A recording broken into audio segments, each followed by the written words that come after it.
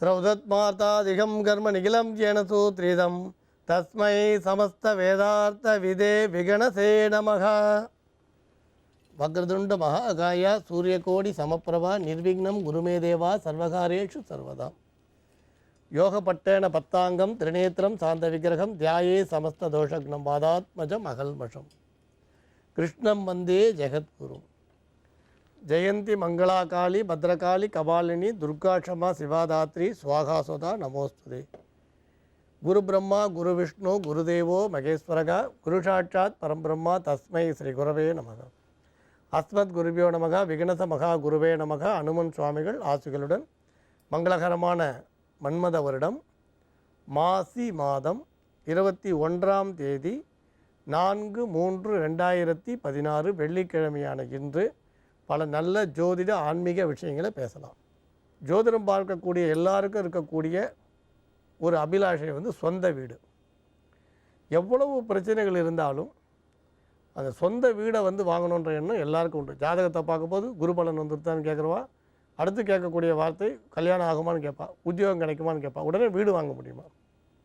கல்யாணம் ஆகி கொஞ்சம் குடும்பஸ்தராக இருக்கக்கூடியவர்களோட எண்ணமும் வீடு வாங்குறது.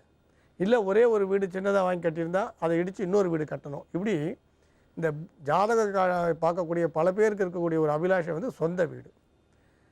ஏன்னா அந்த வீடுன்றது நம்ம சமூகத்தில் ஒரு முக்கியமான ஒரு அங்கமாகிடுது. பூமிகாரகனையும் பார்க்கணும்.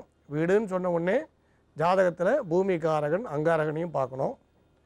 பூமி ஸ்தானமான 4ஆம் இடத்தையும் பார்க்கணும். பூமி ஸ்தானாதிபதியும் பார்க்கணும். அந்த 4ஆம் இடத்தில் இருக்கக்கூடிய கிரகம், 4ஆம் இடத்தை பார்க்கக்கூடிய கிரகம், நடக்கக்கூடிய தசை, இது எல்லாத்தையும் பார்க்கணும். சில நேரங்களில் சப்தரிஷி வாக்கியப்படியும் பார்க்கலாம். இதில் பல பேருக்கு பூமியில் புதையல் இருக்கான்னு சில பேருக்கு சந்தேகம் வரும்.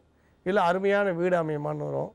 சில பேருக்கு பார்த்திங்கன்னா ஜலம் நல்லா இருக்குமா, போகிற இடத்துல தண்ணி கிடைக்குமா. ஏன்னா இப்போ நீங்கள் வீடுன்னு பார்க்கும்பொழுது இந்த தண்ணி கிடைக்குமான்னு சில பேருக்கு பார்த்திங்கன்னா அதிர்ஷ்டகரமாக அமையும். ஜோதிட சாஸ்திரத்தில் 4ஆம் இடம் பலத்து சுக்கிரனும் பலத்து இருக்கக்கூடியவர் பார்த்திங்கன்னா புதிய வீடு கட்டுறது, கிணறுடன் கூடிய வீடுலாம் சாஸ்திரத்தில் எழுதுகிறான். கிணறுடன் கூடிய வீடு அப்படின்லாம் எழுதுகிறான்.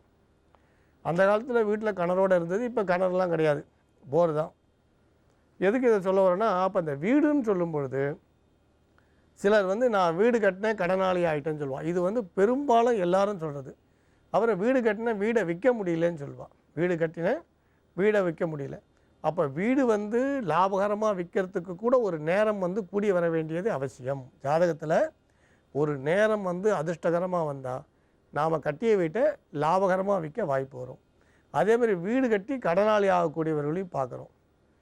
அதே மாதிரி பல பேருக்கு வீடு கட்டி கொடுக்குற தொழில் செய்வாள். ஆனால் அவளுக்கு ஒரே ஒரு சொந்த வீடு கூட இருக்காது.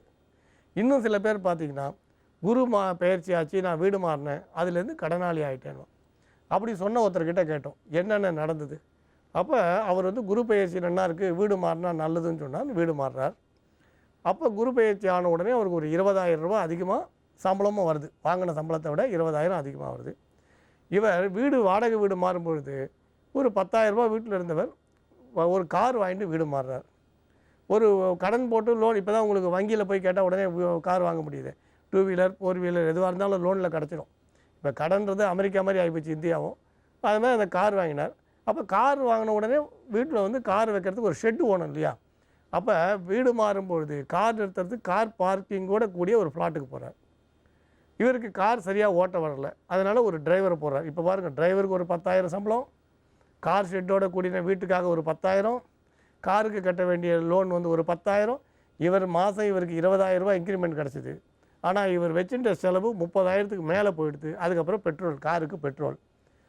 எதுக்கு இதை சொல்கிறேன்னா, அப்போ உங்களுக்கு கண்ணுக்கு தெரிஞ்சு கடனாளி ஆகிட்டார். இப்போ இந்த கடன் வர்றதுக்கு ஜோதிடர் வீட்டுக்கே வர வேண்டாம், ஒரு ஆடிட்டர்கிட்ட போயிருந்தால் அந்த ஆடிட்டரே சொல்லியிருப்பார் 20,000 ரூபா இன்க்ரிமெண்ட் வந்ததுக்கு 40,000 ரூபா செலவு வச்சுட்டேன், மாதம் உனக்கு 20,000 கடன் ஆகும், வருஷத்துக்கு 2,40,000 ரூபா கடன் ஆகிடும்.